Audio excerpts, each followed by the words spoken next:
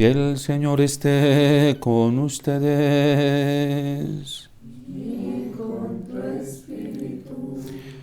Lectura del Santo Evangelio según San Lucas.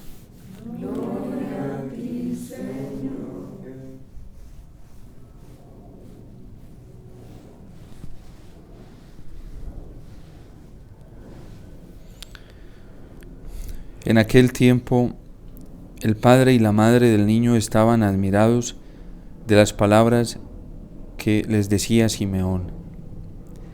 Él los bendijo y a María, la madre de Jesús, le anunció: Este niño ha sido puesto para ruina y resurgimiento de muchos en Israel, como signo que provocará contradicción, para que queden al descubierto los pensamientos de los corazones. Y a ti, una espada te atravesará el alma. Palabra del Señor.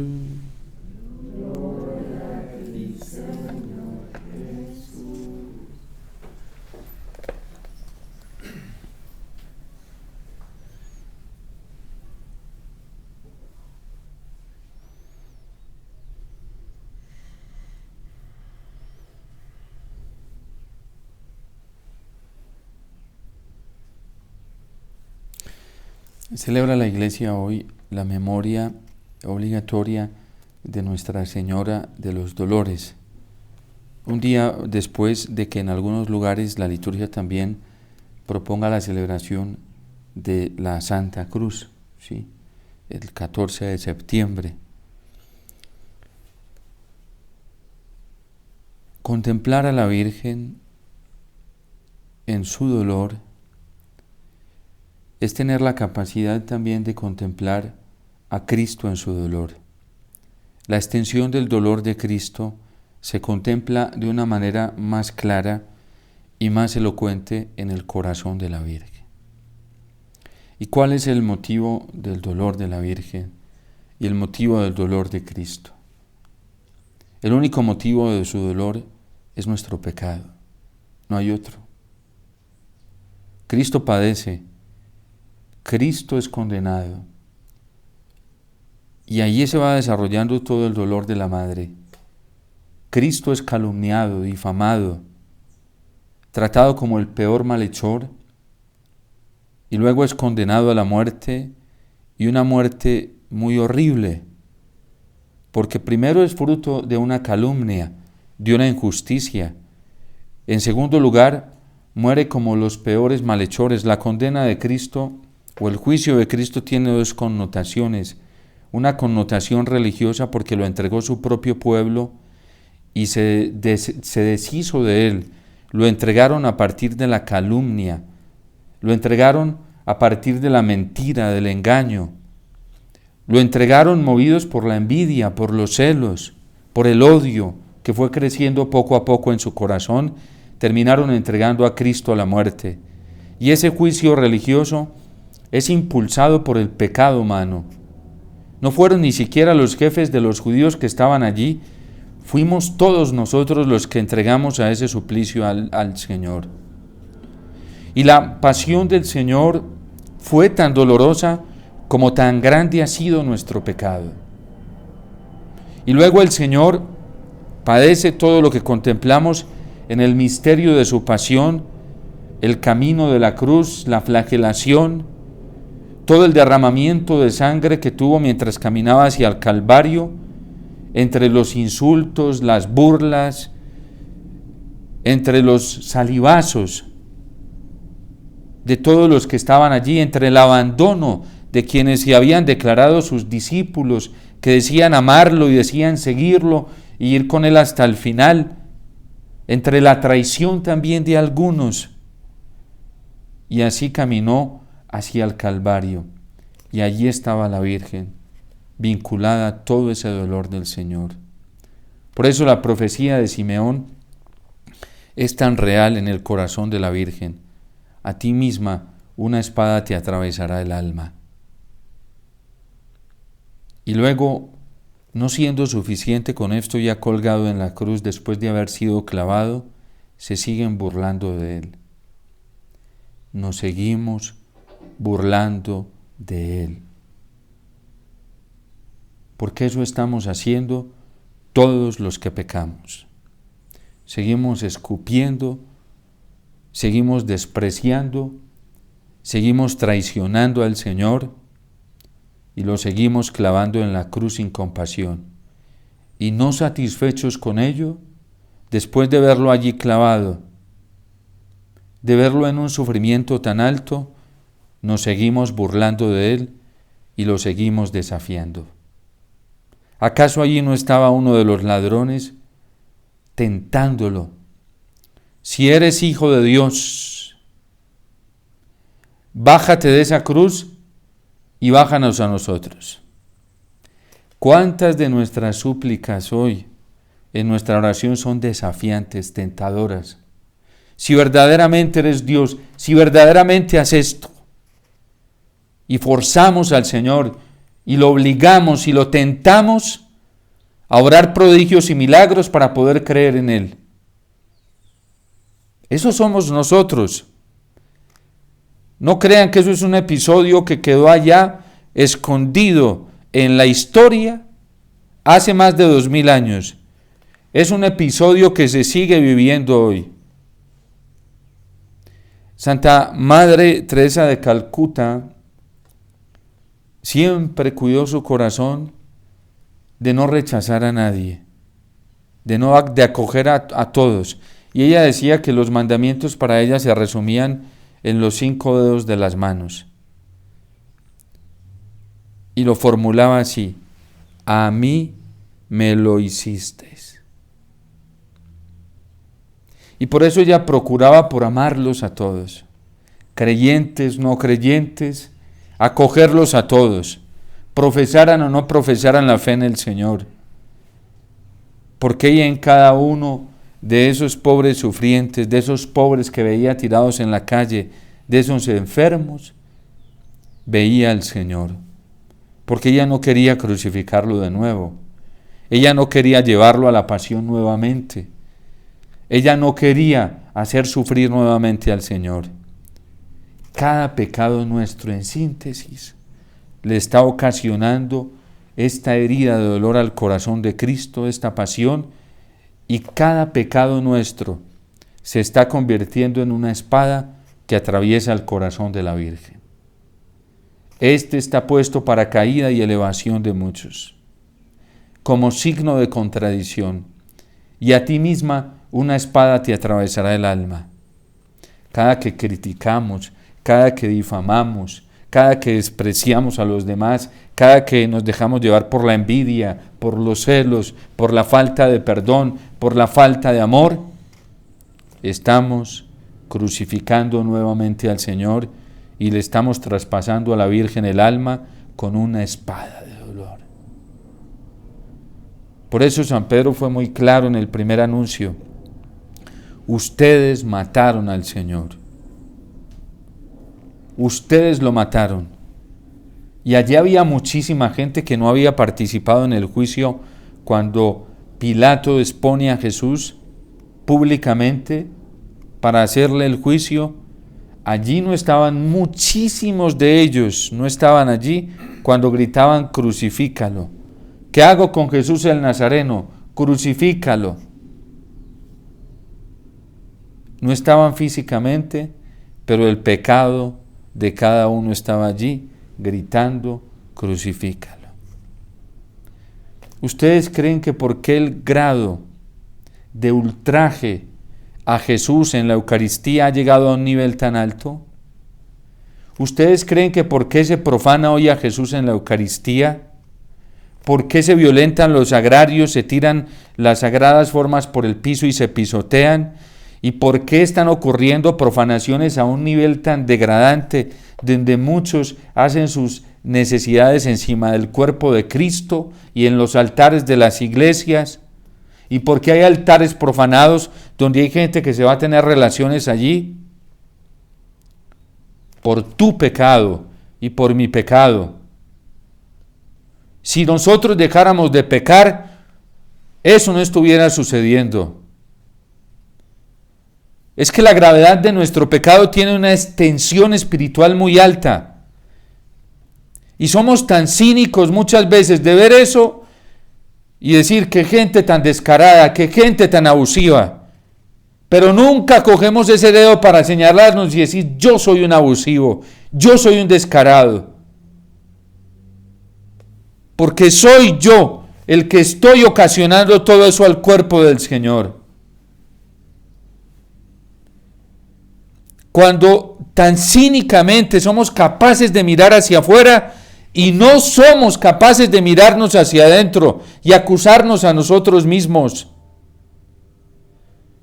Es que hemos caído en un grado de cinismo tan alto que es tan fácil ver la mota allá en el otro lado que enfrentarme a la viga que llevo dentro de mí.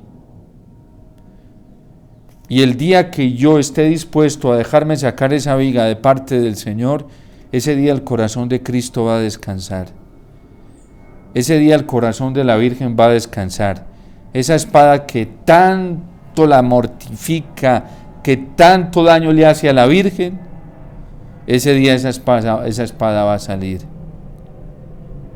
Por eso le decía el Señor a Santa Margarita María de Alacoque, al menos tú ámame. Es que hoy hemos caído en un grado de cinismo muy alto. Ofendemos al Señor en lo oculto, lo lastimamos y queremos presentarnos como santos ante los demás. Queremos vestirnos de seda ante los demás.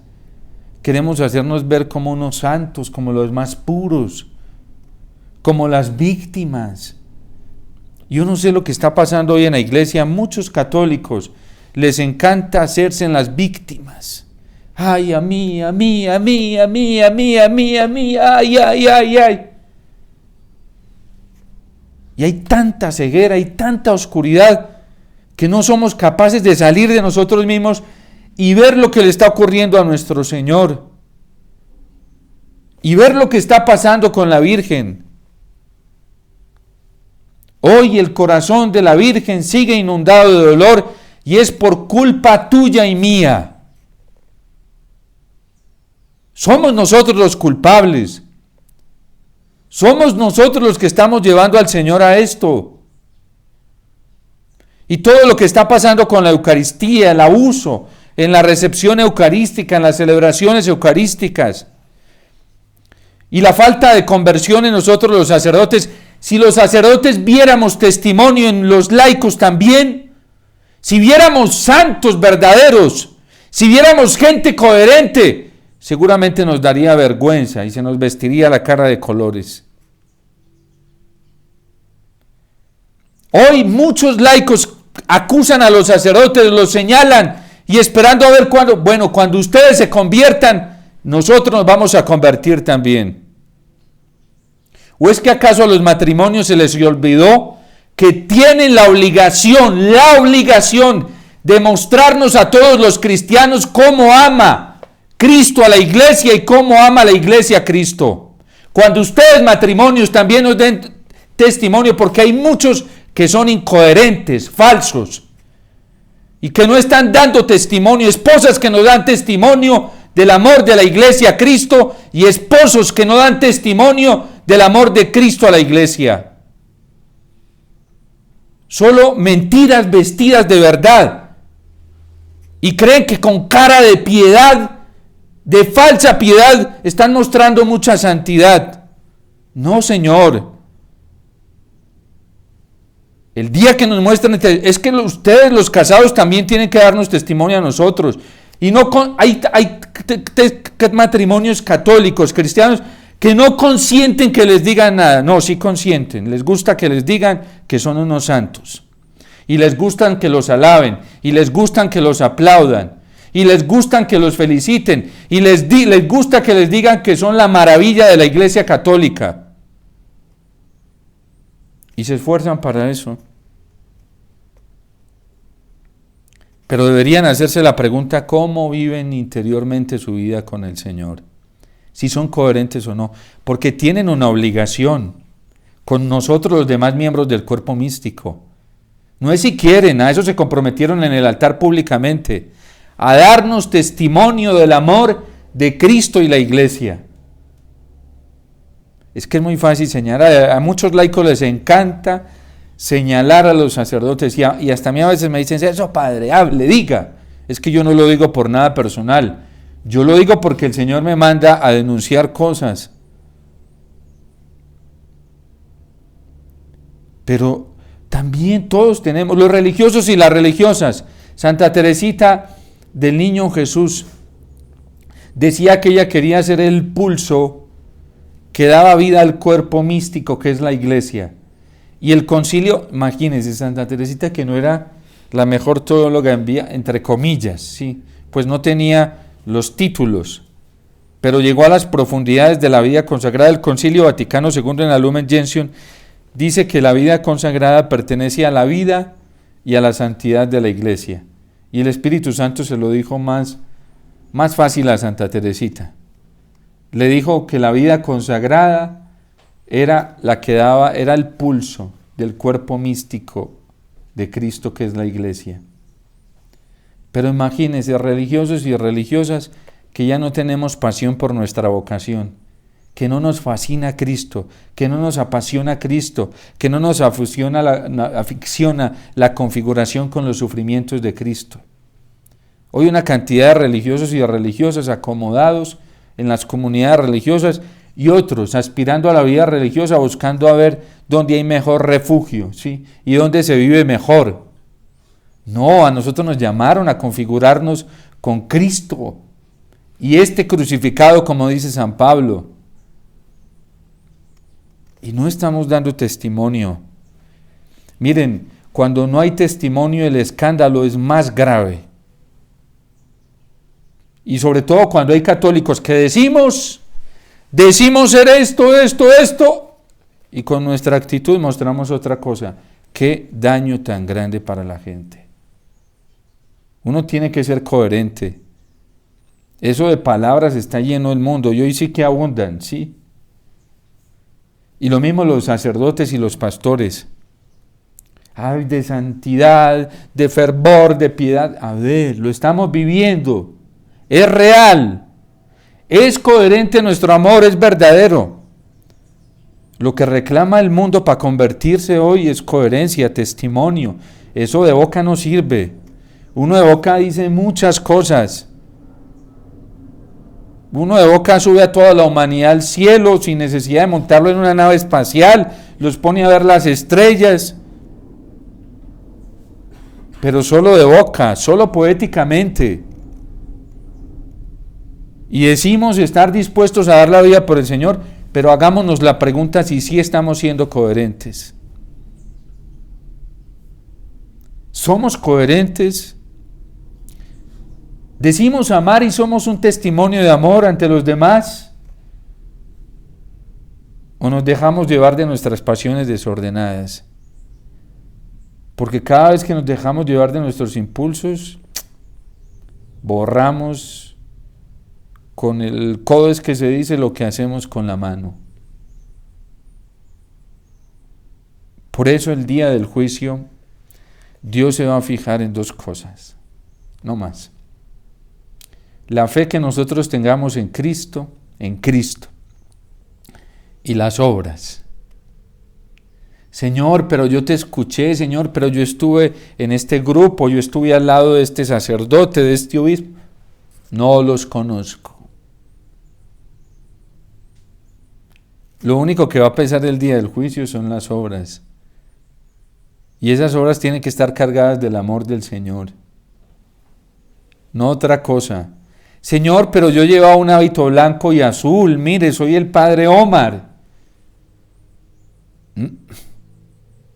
A ver, tus obras, ¿cómo son tus obras? Muéstrame tus obras. Si son parecidas a las mías o no. Son obras, son amores y no buenas razones. Este es un tiempo que nosotros debemos desintoxicarnos de tanto discurso, de tanta palabrería, ¿sí? De tanta demagogia. Este es un tiempo en que ya tenemos que desvestirnos de todo eso. Tanto argumento. Eso cansa, eso desgasta, eso asfixia. Y hacer vida. Y vida a los pies del Señor. Y vida en torno a la Eucaristía. El amor se demuestra con las obras.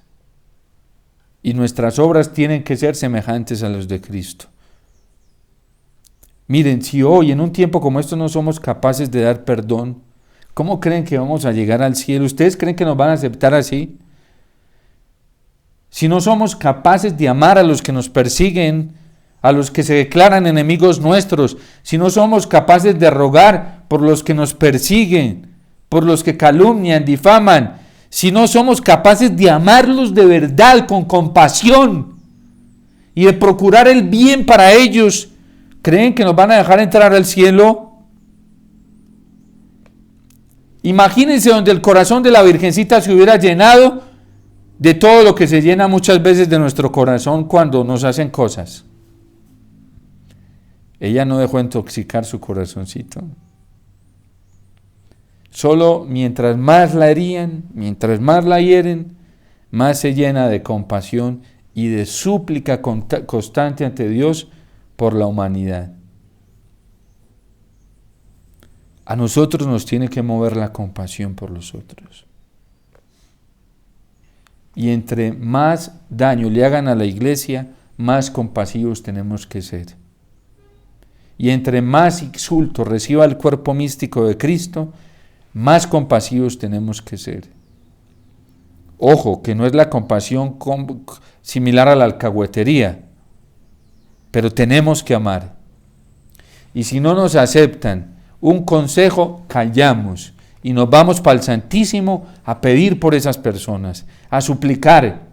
Y si nos podemos ofrecer algún sacrificio, penitencia, en silencio, lo ofrecemos con mucho amor por esas personas. Pero lo peor que nos puede pasar es hacernos víctimas. Ay, es que a mí siempre me tiran, a mí. Es lo peor que nos puede pasar. Tenemos que salir de ese círculo vicioso, tóxico, dañino, que no capacita a nadie para el perdón cristiano, no capacita a nadie para el amor cristiano. Y en un corazón así el Espíritu Santo no puede fecundar, no puede hacer lo que quiere hacer. Difícilmente, es que no llega la paz a un corazón así, no llega el amor del Señor. Nosotros tenemos que cada vez renunciar a nosotros mismos. El perdón cristiano tiene como condiciones a la renuncia total de uno mismo. Si no, no llega. No llega esa capacidad sobrenatural. Y nos acaba el diablo, nos destruye, nos vuelve nada. Este es un momento para salir de nosotros. Miren, la carta a los Hebreos que hoy acabamos de escuchar pone como ejemplo a los sumos sacerdotes del Antiguo Testamento y dice que la tarea de estos sumos sacerdotes era ofrecer sacrificios por sus propios pecados y por el pueblo. Para eso fueron instituidos sacerdotes, para ofrecer sacrificios por el pueblo y por sus propios pecados. Y fueron escogidos de entre los hombres, porque pertenecían a la misma debilidad humana, para que tuvieran la capacidad de ser comprensivos, ¿sí? Y pudieran entender a los que estaban envueltos en fragilidad. Y dice, y por eso Cristo no se abroga a sí mismo el don del sacerdocio, sino que sabe que se lo dio su Padre, y que el Padre le dio ese sacerdocio para que Él ofreciera sacrificios, ¿sí?, por todo el pueblo. Pero se ofreció a sí mismo sin haber cometido pecado, se ofreció y reparó lo que Él no tenía que reparar. Y Él sí no dijo, es que acaso fui yo el que cometí ese pecado, yo que acaso fue el que fallé. No, se entregó. Aunque yo no lo he hecho, yo lo voy a hacer por ellos, me voy a entregar por ellos. Y a nosotros nos cuesta hoy en la iglesia ofrecernos por los demás. Hay gente que por sí misma es muy egoísta espiritualmente, Mire, y hay comunidades y movimientos laicales que son el sumo grado del egoísmo. Solo piensan en ellos, no se parecen en nada a Jesús. Que vayan y repasen la palabra de Dios para que vean. ¿Sí? Hoy en la iglesia hay comunidades religiosas que solo viven para hacerse proselitismo a sí mismos y se están acabando, se les metió el demonio. ¿Sí? Hay sacerdotes que hacen obras y obras, pero para que aparezcan ellos, para sí mismos, no para la salvación del pueblo. Y muchas almas olvidadas. ¿Cuántas personas mueren hoy sin conocer a Cristo, sin haber conocido de su misericordia? En Colombia, ¿cuántos jóvenes están siendo asesinados? Se han metido a las drogas. Y a nosotros eso no nos mueve. Nuestro país está muy mal. Miren, católicos que no les importó votar para que se siguiera propagando toda esta perversión sexual. Ustedes creen que tienen amor al prójimo, no les importa. No les importa que estos promotores católicos que votaron y promovían, que fue lo más grave, indujeron además a las demás personas a hacer esto. ¿Sí? A votar por un candidato presidencial que promovía la legalización de la droga. Es que la gente es muy incoherente, mucho. Y van y predican de la pureza, y la pureza, y la pureza, y votan por un candidato que promueve la lujuria y la impureza. ¿No les parece a ustedes muy incoherentes? Eso no es una persona coherente. Y van y le dan un consejo a un joven: mira, tienes que vivir en la pureza, tienen sus hijos, y les dicen: mijito, mi amor, tú tienes que ser puro, y van y votan por un candidato que promueve la lujuria y la perversión sexual. ¿A ustedes les parece coherente eso? Miren al grado de ceguera que ha llegado la humanidad hoy. Católicos que se dicen fervientes. Eso es una cosa tremenda. Tremenda. Es que lo vimos claramente en las propuestas presidenciales. Clarísimo. Donde promovían la ideología de género, el matrimonio entre personas del mismo sexo, ¿no? Y salen a marchas y dicen: no, estamos en contra del aborto, y promueven la votación por un candidato que promueve abiertamente el aborto, con cooperación formal ahí todo. Y uno no entiende estas doctrinas de hoy, estas espiritualidades de hoy, tan raras. Y todo lo que lastima el corazón de la Virgen, eso. Son espadas, dagas que se le entran bien adentro. Y yo no sé, ¿para qué una persona es capaz de salir a una marcha pro vida y políticamente, democráticamente? Yo no sé, no sé en qué piensan. Y promueven este tipo de cosas. Uno no entiende. Una vez yo fui a contarle un caso parecido a nuestra madrecita y me dijo: madre, mi hijito, pero es que eso lo entiende un niño de 5 años. No, hoy como está de pervertido esto, ya la lógica racional no le alcanza a la gente. No le alcanza, la gente está tan oscurecida que no le alcanza. Y yo he ido a grupos a hablar de esto y se asustan. Y yo, ¿pero qué hago? Yo no estoy predicando nada que yo me estoy inventando, ahí está el magisterio de la iglesia, es la voz de la iglesia. ¿Cómo nos asustamos con la verdad de la iglesia? ¿O es que no estamos viviendo según la iglesia? Yo creo que eso es lo que pasa. Eso es lo que pasa. Y les fastidia y les incomoda. Hay gente que le incomoda mucho esto, ¿sí? Pero bueno, es la verdad de la iglesia. La Virgen hoy sufre, una daga tiene traspasado su corazón porque Jesús sigue siendo crucificado, matado por nosotros. Y lo seguimos llevando al suplicio. ¿Cuándo va a parar eso? ¿Cuándo se va a bajar nuestro Señor de la cruz? Hay una anécdota de San Francisco de Asís, que Jesús se pudo bajar de la cruz y posarse en sus brazos. ¿Y saben por qué? Por el grado de pureza y de santidad que alcanzó San Francisco de Asís. ¿Cuándo se puede bajar Cristo de la cruz? Cuando encuentra un corazón puro y fiel como el de la Virgen, que pudieron bajarlo de la cruz y dejarlo ahí en los brazos de la Virgen. Cuando nosotros lleguemos a ese grado de amor del de la Virgen, Él se podrá bajar de la cruz y podrá descansar, por lo menos en nuestros brazos. Y cuando vengamos a la Eucaristía, ahí nos encontramos ante ese hecho real. La recepción eucarística es eso, ¿sí? Hay recepciones eucarísticas que en vez de bajarlo de la cruz le dan más duro, ¿sí? Y le clavan la lanza. Y hay recepciones eucarísticas, pocas seguramente, donde Jesús puede ser acogido como en los brazos de la Virgen.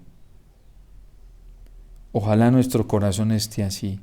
No ofendamos más al Señor, que ya está muy ofendido. Y así sea nuestro último intento, amemos como el Señor amó. Perdonemos, no dejemos dañar nuestro corazón. No lo dejemos dañar. A mí alguien me decía, padre, es que ustedes están diciendo esto, están hablando muy mal de usted. Y le dije, vea, yo no voy a dejar dañar mi corazón. Yo no voy a meter esas cosas, yo me voy a dedicar a orar por la gente. ¿Yo qué hago? Yo no quiero dejar dañar mi corazón. Yo quiero amar. Y si calumnian y dicen, bueno, allá, pobrecitos, yo solo le pido a Jesús que tenga compasión de estas almas y que no les tenga en cuenta esto. Se lo suplico al Señor todos los días. Que no les tenga en cuenta esto, porque se están dañando sus almas entenebrecidas por esos asolapamientos.